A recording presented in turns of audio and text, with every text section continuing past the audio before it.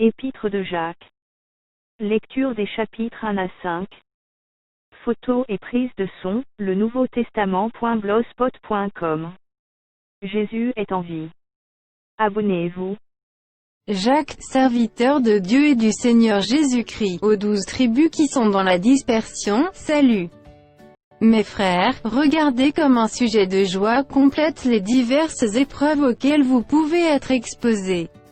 Sachant que l'épreuve de votre foi produit la patience. Mais il faut que la patience accomplisse parfaitement son œuvre, afin que vous soyez parfaits et accomplis, sans faillir en rien. Si quelqu'un d'entre vous manque de sagesse, qu'il la demande à Dieu, qui donne à tous simplement et sans reproche, et elle lui sera donnée. Mais qu'il la demande avec foi, sans douter, car celui qui doute est semblable au flot de la mer, agité par le vent et poussé de côté et d'autre. Qu'un tel homme ne s'imagine pas qu'il recevra quelque chose du Seigneur.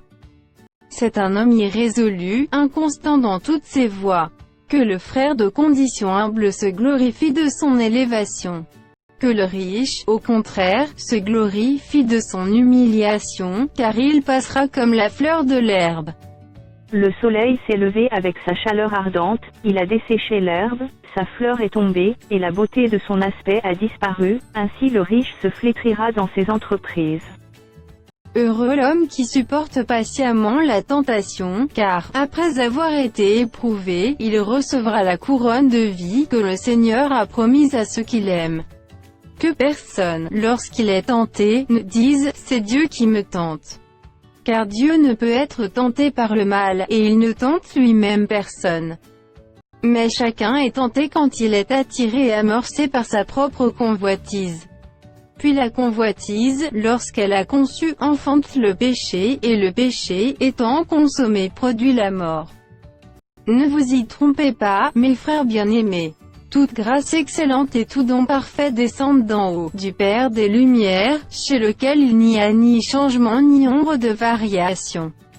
Il nous a engendrés selon sa volonté, par la parole de vérité, afin que nous soyons en quelque sorte les prémices de ses créatures.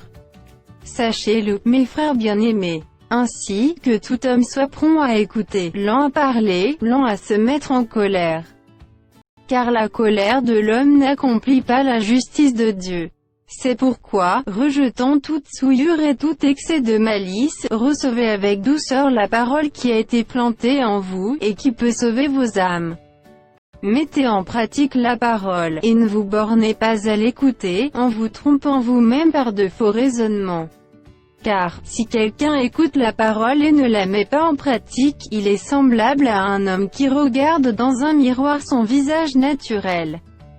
Et qui, après s'être regardé, s'en va, et oublie aussitôt quel il était.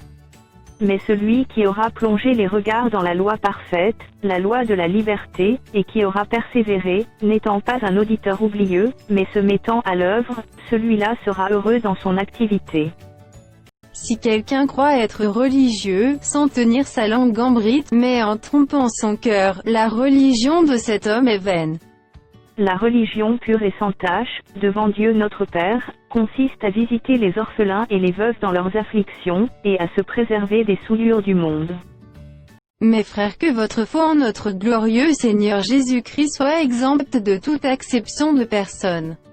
Supposez, en effet, qu'il entre dans votre assemblée un homme avec un anneau d'or et un habit magnifique, et qu'il y entre aussi un pauvre misérablement vêtu.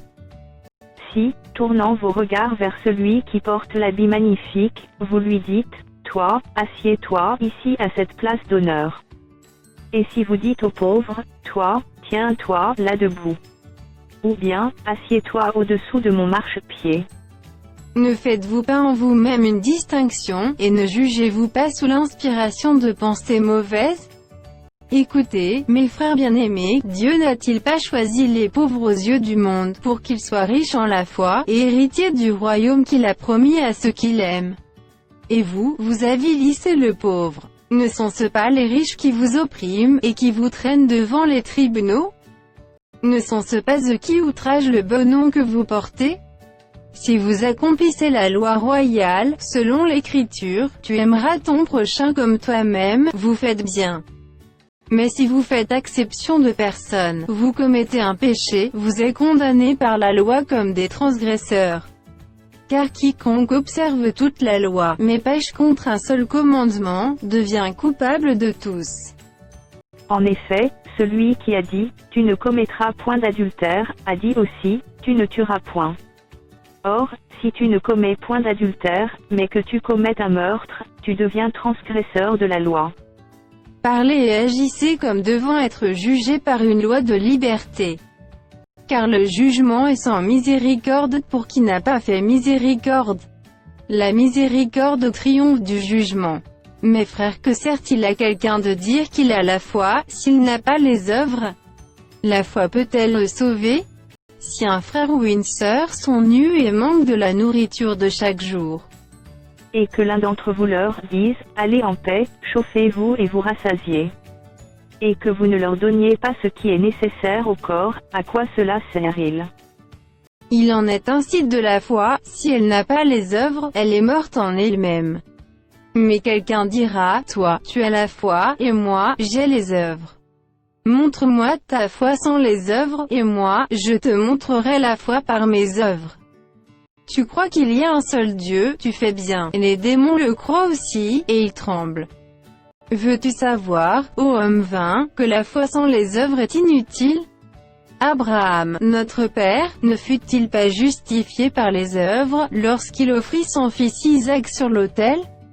Tu vois que la foi agissait avec ses œuvres, et que par les œuvres la foi fut rendue parfaite. Ainsi s'accomplit ce que dit l'Écriture. Abraham crut à Dieu, et cela lui fut imputé à justice, et il fut appelé ami de Dieu. Vous voyez que l'homme est justifié par les œuvres, et non par la foi seulement. Rahab la prostituée ne fut-elle pas également justifiée par les œuvres, lorsqu'elle reçut les messagers et qu'elle les fit partir par un autre chemin? Comme le corps sans âme est mort, de même la foi sans les œuvres est morte. Mes frères, qu'il n'y ait pas parmi vous un grand nombre de personnes qui se mettent à enseigner, car vous savez que nous serons jugés plus sévèrement.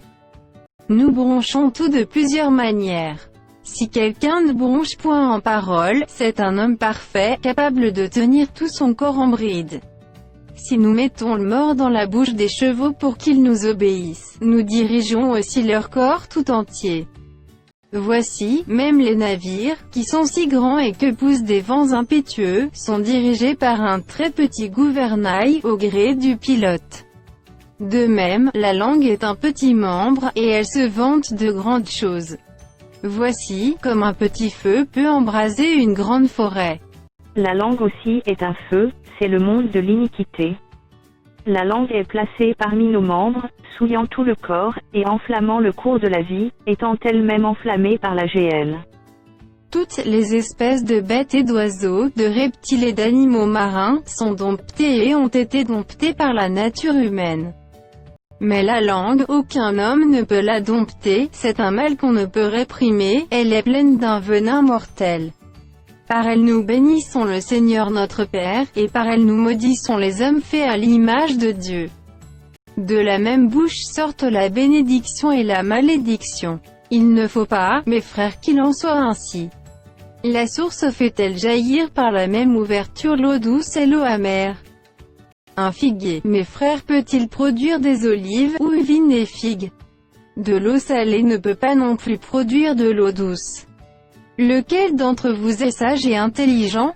Qu'il montre ses œuvres par une bonne conduite avec la douceur de la sagesse. Mais si vous avez dans votre cœur un zèle amer et un esprit de dispute, ne vous glorifiez pas et ne mentez pas contre la vérité. Cette sagesse n'est point celle qui vient d'en haut, mais elle est terrestre, charnelle, diabolique. Car là où il y a un zèle amer et un esprit de dispute, il y a du désordre et toutes sortes de mauvaises actions. La sagesse d'en haut est premièrement pure, ensuite pacifique, modérée, conciliante, pleine de miséricorde et de bons fruits, exempte de duplicité, d'hypocrisie. Le fruit de la justice est semé dans la paix par ceux qui recherchent la paix. D'où viennent les luttes, et d'où viennent les querelles parmi vous? N'est-ce pas de vos passions qui combattent dans vos membres? Vous convoitez, et vous ne possédez pas, vous êtes meurtrier et envieux, et vous ne pouvez pas obtenir, vous avez des querelles et des luttes, et vous ne possédez pas, parce que vous ne demandez pas. Vous demandez, et vous ne recevez pas, parce que vous demandez mal, dans le but de satisfaire vos passions. Adultères que vous êtes. Ne savez-vous pas que l'amour du monde est inimitié contre Dieu? Celui donc qui veut être ami du monde se rend ennemi de Dieu. Croyez-vous que l'Écriture parle en vain? C'est avec jalousie que Dieu chérit l'Esprit qu'il a fait habiter en nous. Il accorde, au contraire, une grâce plus excellente, c'est pourquoi l'Écriture dit « Dieu résiste aux orgueilleux, mais il fait grâce aux humbles ». Soumettez-vous donc à Dieu, résistez au diable, et il fuira loin de vous. Approchez-vous de Dieu, et il s'approchera de vous. Nettoyez vos mains, pécheurs, purifiez vos cœurs, hommes irrésolus. Sentez votre misère, soyez dans le deuil et dans les larmes, que votre rire se change en deuil, et votre joie en tristesse. Humiliez-vous devant le Seigneur, et il vous élèvera. Ne parlez point mal les uns des autres, frères. Celui qui parle mal d'un frère, ou qui juge son frère, parle mal de la loi et juge la loi. Or, si tu juges la loi, tu ne es pas observateur de la loi, mais tu en es juge. Un seul est législateur et juge, c'est celui qui peut sauver et perdre, mais toi, qui es-tu, qui juge le prochain? À vous maintenant, qui dit, aujourd'hui ou demain nous irons dans telle ville, nous y passerons une année, nous trafiquerons, et nous gagnerons. Vous qui ne savez pas ce qui arrivera demain. Car qu'est-ce que votre vie? Vous êtes une vapeur qui paraît pour un peu de temps, et qui ensuite disparaît. Vous devriez dire, au contraire, si Dieu le veut, nous vivrons, et nous ferons ceci ou cela. Mais maintenant vous vous glorifiez dans vos pensées orgueilleuses. C'est chose mauvaise que de se glorifier de la sorte. Celui donc qui sait faire ce qui est bien, et qui ne le fait pas, commet un péché. À vous maintenant, riches. Pleurez et gémissez, à cause des malheurs qui viendront sur vous. Vos richesses sont pourries, et vos vêtements sont rongés par les teignes. Votre or et votre argent sont rouillés, et leur rouille s'élèvera en témoignage contre vous, et dévorera vos chairs comme un feu. Vous avez amassé des trésors dans les derniers jours. Voici, le salaire des ouvriers qui ont moissonné vos champs, et dont vous les avez frustrés, cris, et les cris des moissonneurs sont parvenus jusqu'aux oreilles du Seigneur des armées. Vous avez vécu sur la terre dans les voluptés et dans les délices, vous avez rassasié vos cœurs au jour du carnage. Vous avez condamné, vous avez tué le juste, qui ne vous a pas résisté. Soyez donc patients, frères, jusqu'à l'avènement du Seigneur. Voici, le laboureur attend le précieux fruit de la terre, prenant patience à son égard, jusqu'à ce qu'il ait reçu les pluies de la première et de l'arrière-saison. Vous aussi, soyez patients, affermissez vos cœurs, car l'avènement du Seigneur est proche. Ne vous plaignez pas les uns des autres, frères, afin que vous ne soyez pas jugés, voici, le juge est à la porte.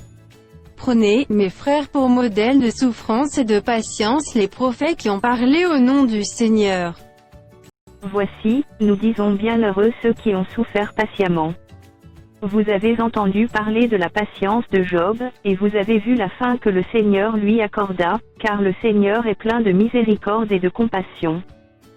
Avant toute chose, mes frères, ne jurez ni par le ciel, ni par la terre, ni par aucun autre serment. Mais que votre oui soit oui, et que votre non soit non, afin que vous ne tombiez pas sous le jugement. Quelqu'un parmi vous est-il dans la souffrance? Qu'il prie. Quelqu'un est-il dans la joie? Qu'il chante des cantiques. Quelqu'un parmi vous est-il malade? Qu'il appelle les anciens de l'Église, et que les anciens prient pour lui, en loignant d'huile le nom du Seigneur. La prière de la foi sauvera le malade, et le Seigneur le relèvera, et s'il a commis des péchés, il lui sera pardonné. Confessez donc vos péchés les uns aux autres, et priez les uns pour les autres, afin que vous soyez guéris. La prière fervente du juste a une grande efficace. Élie était un homme de la même nature que nous, il pria avec instance pour qu'il ne plût point, et il ne tomba point de pluie sur la terre pendant 3 ans et 6 mois. Puis il pria de nouveau, et le ciel donna de la pluie, et la terre produisit son fruit. Mes frères, si quelqu'un parmi vous s'est égaré loin de la vérité et qu'un autre l'y ramène, qu'il sache que celui qui ramènera un pécheur de la voie où il s'était égaré sauvera une âme de la mort et couvrira une multitude de péchés.